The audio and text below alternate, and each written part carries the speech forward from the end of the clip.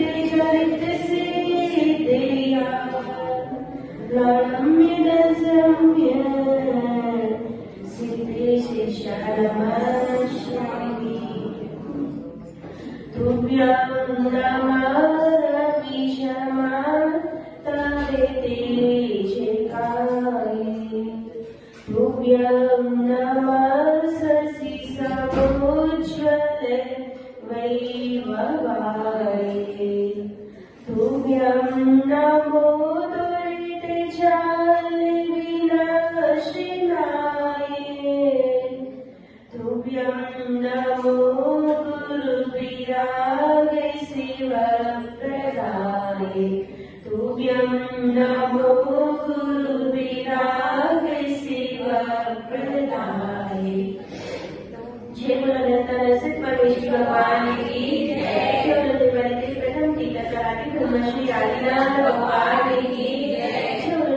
मूलायन श्री चंद्र भगवान की जय। अंतिम तीर्थंकर श्री महावीर स्वामी भगवान की जय। स्वामी तीर्थंकर भगवान की जय। श्री गुरु परम अष्टंगाचार्य गुरुदेव श्री विलास सागर श्री महाराज की जय। गुरु परम आचार्य भगवाचार्य चूड़ामणि श्री विशुद्ध सागर श्री महाराज की जय। गुरु परम पूजनीय श्री स्मिता श्री माता जी की जय। जैन धर्म की दर्शन चिंतवाणी माता की जय।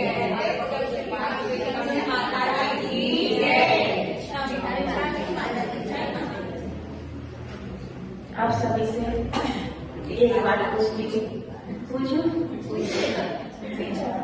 ये बताइए अंतिम तीर्थंकर कौन सी भगवान है? महावीर स्वामी भगवान। अच्छा, महावीर स्वामी भगवान की कितनी मौसी थी? मौसी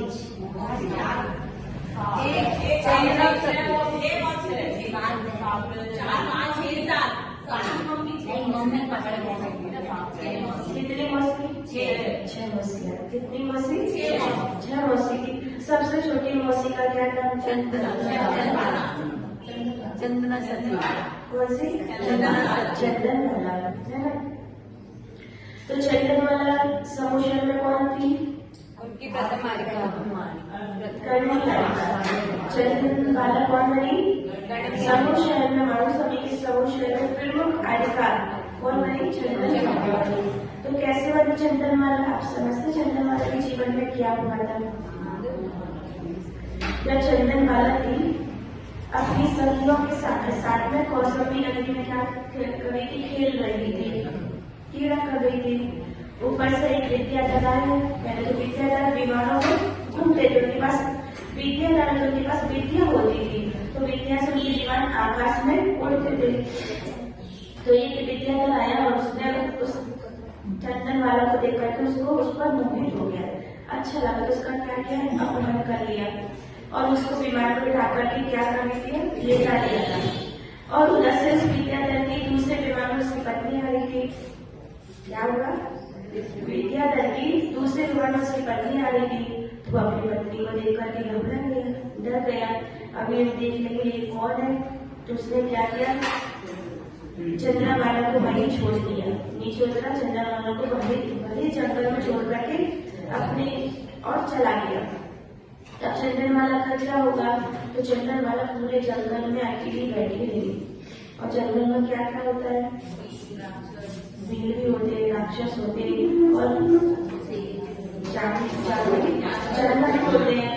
जंगल है ना, तो वो अक्सर मुंह से बैठ रही कि हमारे कर्मों का उदय ऐसा है कि मुझे देखो कहाँ महलों में रहते थे, आज जंगल में विकट परिस्थिति में आपको खड़ा कर दिया। और उधर से 5-6 वीरों ने उसको घेर दिया। किसने घेर लिया? अपन भी कहीं रात में अकेले जाए और 5-6 लोग आदमी लोग घेरना कैसी आदत होती है? क्या हालत आने लगती है? तो वो भी चंदन वालों को 5-6 वीरों ने घेर लिया और सब उसके ऊपर आक्रमण करने लगी कि इतनी सुंदर लड़की मैंने आज तक नहीं देखी। और सब उसके पर घेरने लगे और उसने सभी से लड़ी वो और अपने स्त्री की क्या की रक्षा की उसने। तो जब वीर लोग हार गए तो उसने क्या किया? उस कन्या को किसको दे दिया? एक वेश्या के हाथ में दे दिया। किसके हाथ में? कि ये कन्या की सुंदर तुम संभाल। तो वेश्या भी क्या हो गई? उसने भी देखा इतनी सुंदर कन्या ये हमारे काम में आ सकती है और मेरे पैसे में आमदनी होगी, पैसे में बढ़ोतरी, इसको देखकर के लोग आए थे।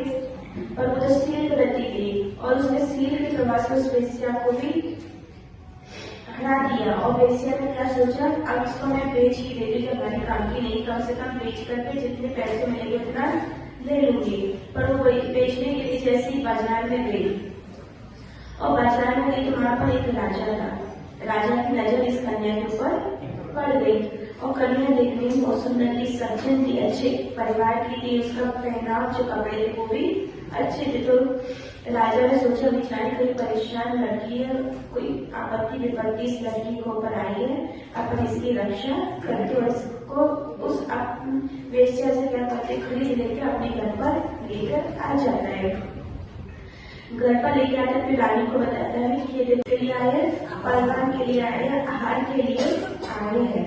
तो उसके अंदर में क्या हुई? धार्मिक थी, उसके अंदर आकुलता व्याकुलता होने लगी। जब अपने घर पर कोई मुनिराज या कोई नरमी मुनिराज आए और अपन ना जाता तो कितनी आकुलता होती उस समय, कितनी व्याकुलता होती। अपन उससे अपने घर में खड़ा हुए, मेरे क्या दुर्भाग्य आ रहे, कितने अच्छे मुनिराज आए पर दर्शन नहीं कर पाए, हाथदान नहीं दे पाए। तो वो चंदा वाला भी मन ही में बहुत सोच रही थी और आंखों से रोने लगी, आंसू आने लगे। और एकदम क्या हुआ, जैसे उसने ऐसे भाव हो रहा तो उसकी हाथ की कड़िया टूट गई। एक इसका प्रभाव था, जो अंतर आत्मा से भक्ति करता है ना, तो उसके अनेकों कष्ट दूर हो जाते हैं और उसके जो बाल थे वो भी क्या हो गए? ठीक हो गए। कपड़े देखा तो वो भी क्या हो गए? अच्छे हो गए। जो मूंग की दाल उबली हुई थी उसके लिए वो क्या बन गई? खीर बन गई। और जो पात्र उसका लोहे का था वो सोने का बन गया और वो पात्र को लेकर के बाहर आ जाती है। तो लोगों की भीड़ में चंद्रमाला को महावीर भगवान नहीं दिख रहे थे, तो महावीर भगवान भी किसी से बढ़ नहीं रहे थे, वो भी आ रहे जा रहे ऐसा चल रहा था। और इतने चंद्रमाला जैसे महावीर भगवान को दिखे वो वहीं रुक जाते हैं। अब देखो किसी के यहाँ अचानक चंद्रमाला से महावीर भगवान पड़ जाए तो क्या स्थिति होगी? अपने यहाँ अचानक पीएम आ जाए तो कैसा लगेगा? घबराहट हो जाएगा कि अपने आपको पीएम नहीं आया है तो क्या करें? कितनी सारी तैयारियों में लग जाती है ना। ऐसे ही चंद्रमाला का अचानक महावीर भगवान आकर के खड़े हो गए तो उसकी भक्ति का बार नहीं रहा और जैसे उसके पास पलटे तो उसकी आंखों से आंसू आने लगे। तो कौन से आंसू थे? आंसू भी कई प्रकार के होते हैं। एक बच्चे के आंसू होते हैं, बात में रोने लगता है, भूख लगी रोने लगता है, कुछ बातों रोने लगता है। एक दुख के आंसू होते हैं, एक आंखों में कोई पीड़ा होगी तो उसके आंसू निकल आते। एक कपट के आंसू होते हैं, जब पता लगता है अपनी गलती सामने आ गई है, अब क्या कहते रो रो करके ऐसा दिखाना जैसे कि वो मुझसे गलती जानबूझ के मैंने नहीं की। तो एक कपट के भी आंसू होते हैं, एक करुणा के आंसू होते हैं, दया के, दूसरों के ऊपर देख रहा है कितना दुखी प्राणी है, कितना कष्ट है, कितनी आपत्ति विपत्ति और अपनी आंखों में आंसू आ जाते हैं। एक भक्ति की आंसू होते हैं, है ना। तो चंद्रमाला की आंखों में कौन से आंसू आते हैं? बस भक्ति भी है। कोई लोग करुणा के आंसू बहा देता है। किसके आंसू? कि महावीर भगवान कितने दिनों से उपासे थे, कितने दिन से?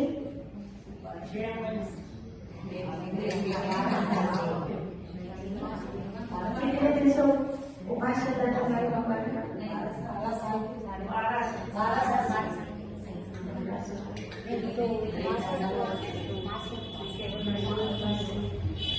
सब दुख के रखा, क्या लगे? दुख के रखा,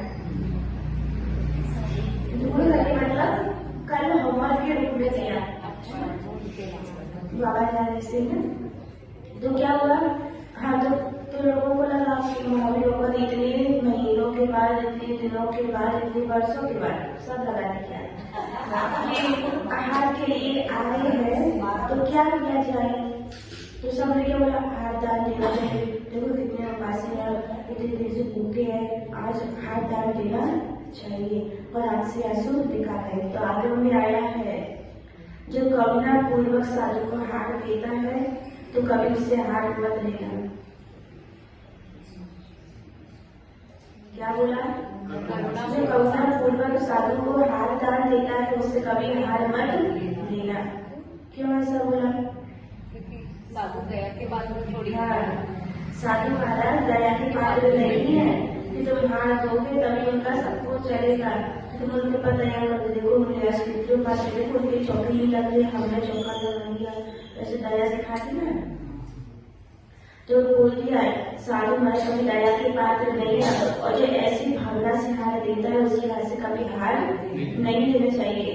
आपको हार साधु के पर दया करनी चाहिए कि साधु तुम्हारे पर दया करे? उल्टा होता है ना।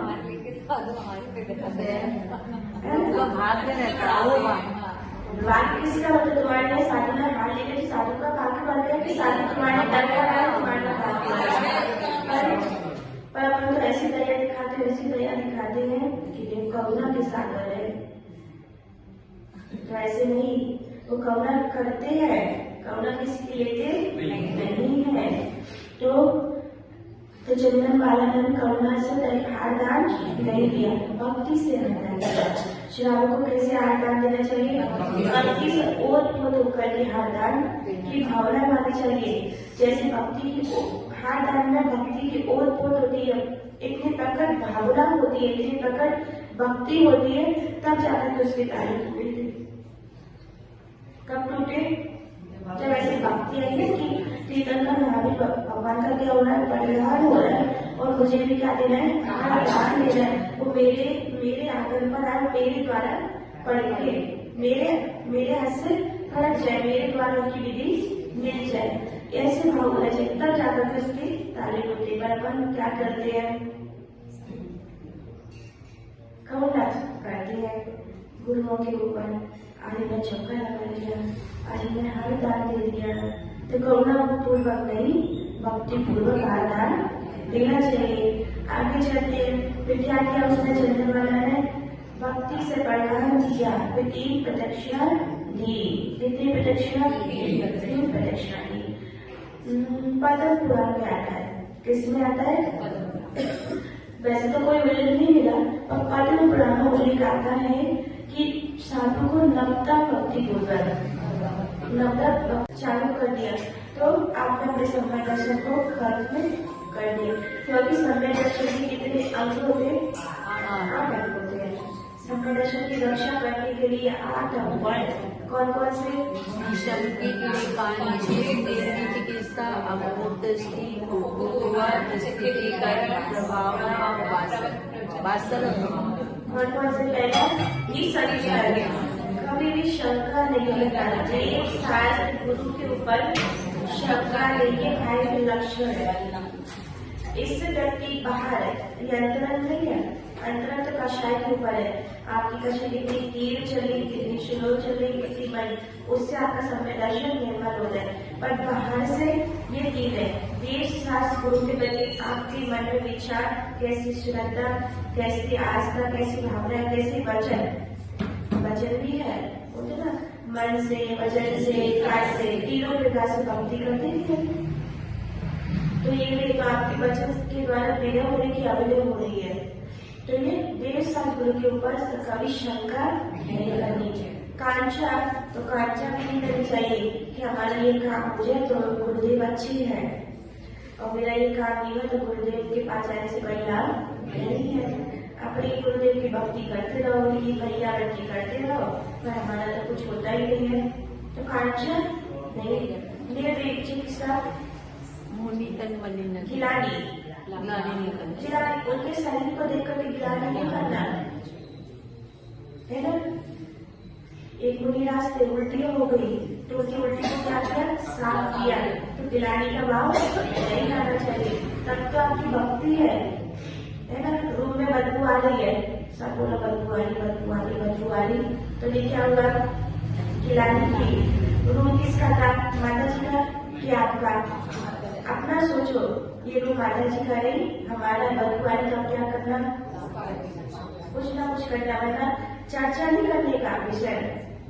और अपन क्या करते हैं, चर्चा का विषय बना दिया और खा के बदबू बदबू बदबू बदबू की बातें तो चर्चा का विषय नहीं था, ये समझदारी का विषय था, अपने समय दर्शन का विषय था कि अपने घर पर बदबू आए तो अपन चर्चा करते, कितनी शर्म आती है, अरे कोई मेरे घर पर आया बदबू आ रही है तो क्या करते हैं, सफाई कर लो। और ये अपने मंदिर में हो, गुरु के रूम में हो या जिनवाड़ी भवन में बदबू आए तो हल्ला मचा देते हैं, सफाई नहीं करते और चले जाते, और लास्ट में चले जाते। कुछ किया पाप कमा के ले गए, किया तो है, पाप लेके गए साथ में। और यहाँ पाप आपके धुलने वाले थे, क्या होते थे, धुल जाते। आपसे इतने कर्म होते थे ना बुरे, वो धुल मौका था आपके लिए कि मैं थोड़ी उनकी सेवा कर दो। बदबू आई, वो भी तो सहन कर रहे हैं, वो भी तो बैठे बैठे सुन, उनके भी तो नाक है, ये तो है ना कि उनकी नाक नहीं होती मुनिराज वाले, उनकी नाक पर भी जा रहा है, वो भी तो बैठे थे, चलो अपन कुछ काम करते उनको भी डिस्टर्ब ना हो, वो भी अपनी साधना अच्छे से कर लेते, पर अपन इतने अच्छे मौके को गवा देते हैं। पर एक राजा था, उद्यान राजा, मुनिराज को उल्टी होगी तो परीक्षा करने देवाया था कि उल्टी होगी तो फिर उसकी उल्टी को उसमें तो और भयंकर बदबू आती है उल्टी पे तो। और वो राजा था, देव था, तो देव ने तो और जानबूझकर ऐसी बदबू भरी, ऐसी बदबू भरी, ऐसी बदबू भरी कि वो उसकी भक्ति में सब डगाईवार हो जाए, परीक्षा कर रहा था कि फेल हो जाए, फिर भी राजा पास होके रहा। उसने बुलाई नहीं, क्यों भागा नहीं, तो ये चिकित्सा अंग है सम्यक दर्शन का। तो आप भी कभी वो समाज में जीवन जिया करो, लोगों की बात में आकर के अपने हृदय को खोना नहीं, और कभी वैसा मौका आया आगे के लिए तो हमेशा ध्यान रखने का। और फिर इसके बाद अपूर्ण दृष्टि, कौन सा अपूर्ण दृष्टि, अपने देव शास्त्र के ऊपर जय श्रद्धा कुदेव कुशास्त्र और गुरु के प्रति अपना उपयोग नहीं बदलना चाहिए। कुगुरु मतलब मिथ्या देव, जो सम्यक दृष्टि नहीं है, वीतरागी नहीं है, स्वच्छ मार्ग का उपदेश नहीं देते हैं, तो ऐसे मिथ्या दृष्टि देव। आजकल लोग क्या करते हैं, क्या करने लगे, सब स्वार्थ का जीवन है, उनको भी मान लेते तो स्वार्थ के जरिए कि हमारा वो काम कर देते हैं या हो जाता है, इधर हमारा काम होता नहीं है। इसलिए तो मंगलवार को जाते हैं हनुमान जी के पास। नहीं होता है माता जी, बहुत चमत्कार को नमस्कार करते हैं, श्रद्धा के बाद चमत्कार होता है, वो क्या बोलते हैं, चमत्कार को नमस्कार है, ऐसा काम है। पर ये समझना वो कोई ना ये करने वाले हैं ना वो सब आपकी पुण्य की बात है।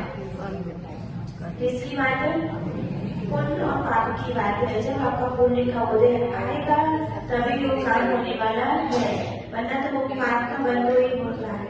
आप कितनी भी अगरबत्ती लगाने चले जाना, अगर उनके अगरबत्ती लगाने से आपके काम हो जाए तो आपको मोक्ष भी मिल जाएगा, है ना, और सबके काम होते हैं। और सारे काम हो जाए, फिर तो आप सबसे दुनिया में सबसे सुखी व्यक्ति हो जाओगे, है ना।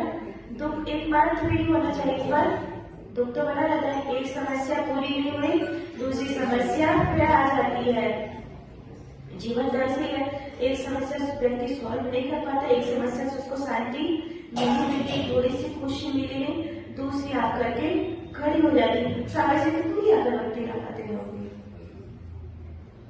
और उधर भी जब आपका कर्म का उधर ज्यादा आ गया तो अगरबत्ती कितनी भी लगा लेगा फिर भी काम होने वाला नहीं है। तो ऐसे में गुरुदेव को मानना बंद कर दो। फिर तुम लोग बोलते भगवान तो सब एक ही है, सब भगवान एक है, क्या क्या बोला जाता है, वो भी भगवान ये भी भगवान, सब बोलते ना। तो पहले आपके अंदर ज्ञान होना चाहिए, भगवान की पहचान होनी चाहिए कि वो क्या, वो आपके भगवान जैसे है क्या, वीतरागी है क्या, रागी एक सदागी है वो उसका रागी है, किस रागी है, ये सब आपको